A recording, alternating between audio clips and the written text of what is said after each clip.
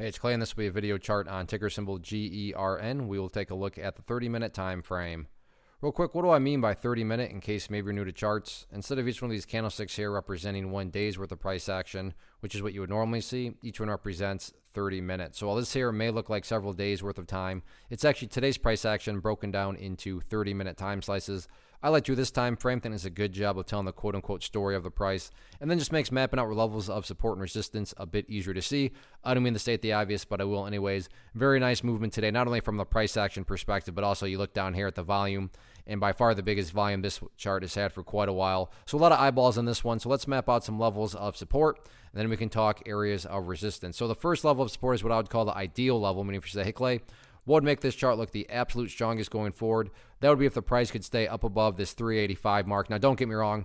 If the price falls below 385, by no means am I saying the entire chart's ruined or anything like that. But yeah, if the price can somehow manage to stay up above it, that would certainly be a huge sign of power on the bull's part. Taking a step back and looking at things from the big picture point of view, that's where the purple line here comes into play, and that being the 50-period simple moving average. Keyword being moving. So as time goes by, that purple line is going to move itself higher and higher. So a very basic yet highly effective way to judge the health of the move, this right here being defined as quote-unquote the move, just keep an eye on that purple line. As long as the price stays above that line, as the line itself moves higher and higher, then the bulls are in full health, the price action's in full control. However you can best visualize that, that's what's being represented. Again, yeah, staying above 385 would be great, but from the grand scheme of things, as long as the price stays above that purple line, the bulls 100% own the chart. Now, what about levels of resistance?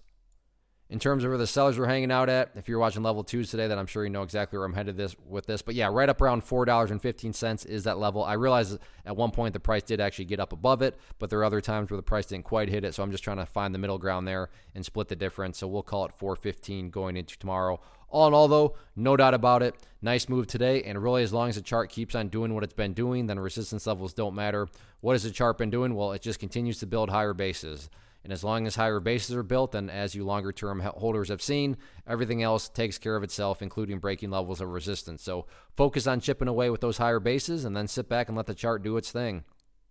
One of the biggest questions that I get is, hey Clay, how do you find the stocks that you trade? So what I've done is put together a free resource guide where I talk about the tools that I use to locate stocks that I find interesting and think may have potential. So if that sounds like something that could add value to you as a trader, then click on the image that is up on the screen right now and I will email you the guide. The guide itself is very short and to the point, and best part, it's completely free. Thanks for watching the video. Let me know if you have any questions.